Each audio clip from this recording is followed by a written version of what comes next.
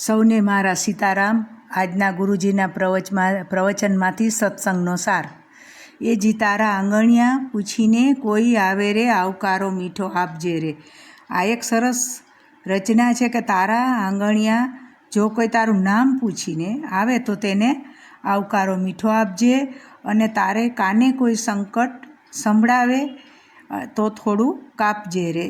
એ આવી અને તારા કાને એમનું સંકટ સંભળાવે અથવા તો તેનું દુઃખ સંભળાવે તો એને ધીરે ધીરે બોલવા દેજે।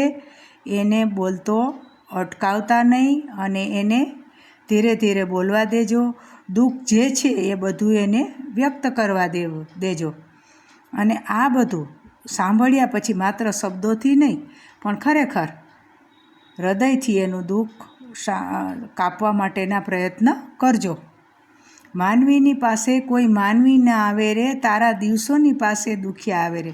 તમને ખ્યાલ છે કે માનવીની પાસે માનવી ત્યારે જ આવે કે તમારામાં કંઈક હોય તો જ એ આવે।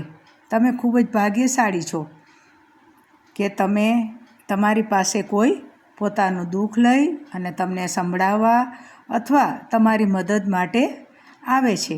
અને હા, જો આપણા સારા દિવસો હોય તો જ લોકો આપણી પાસે એમના દુઃખનો અંત લાવવા માટે આવે।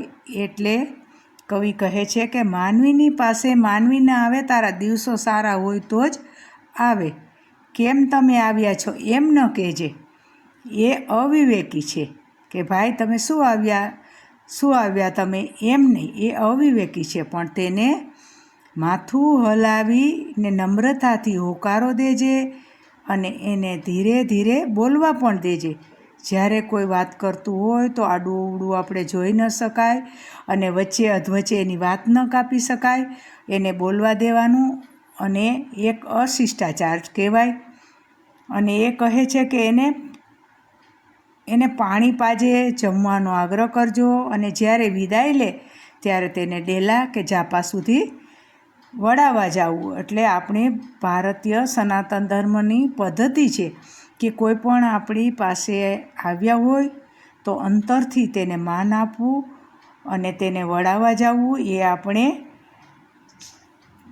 આપણા ધર્મમાં છે। જે કોઈ આવે તેને ડેલા સુધી વળાવવા જવું એ બહુ મોટું વિવેક છે અને શિષ્ટાચાર છે તેમ કહેવાય છે। આપણે આ ગુરુજી કહે છે કે દર વખતે તમે સેવા કરો, પણ જો આપણી પાસે ધન ન હોય છતાં પણ આપણે કંઈક સેવા કરવી હોય તો કોઈનું દુઃખ સાંભળી